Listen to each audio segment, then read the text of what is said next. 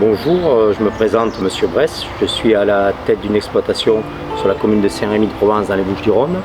Exploitation qui est spécialisée en maraîchage avec deux cultures, une culture d'été en tomates sol, principalement variétés anciennes, et rotation de salades d'hiver avec 3-4 variétés différentes. Depuis quelque temps, on est confronté à un problème de nématodes au niveau du sol qui est récurrent, puisque les nématodes touchent une grande partie de la région et principalement les producteurs maraîchers. Mais on n'a plus grand chose à l'heure actuelle pour se battre contre les nématodes. Et puis après on a adopté le greffage, mais le revers de la médaille du greffage, c'est qu'on a entretenu tout ce qui était nématodes, nous ne sont développés que plus.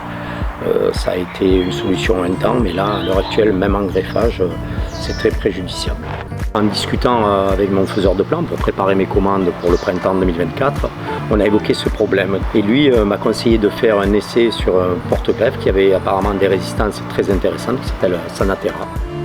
Emmanuel Dorel, responsable développement de la société Procem, développe depuis quelques années un nouveau porte-greffe tomate qui s'appelle Sanatera, en collaboration avec l'obtenteur Taki, qui est une société japonaise et très spécialisée dans tout ce qui est porte-greffe.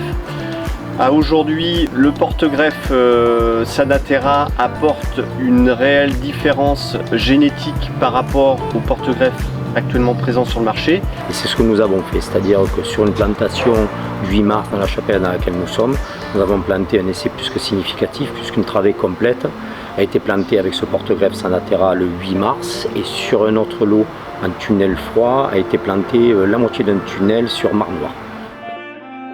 Après plantation sur les mois de mars, avril, mai, tout se passait bien, que ce soit les porte-greffes qu'on utilisait, que dit classique ou le Sanatera.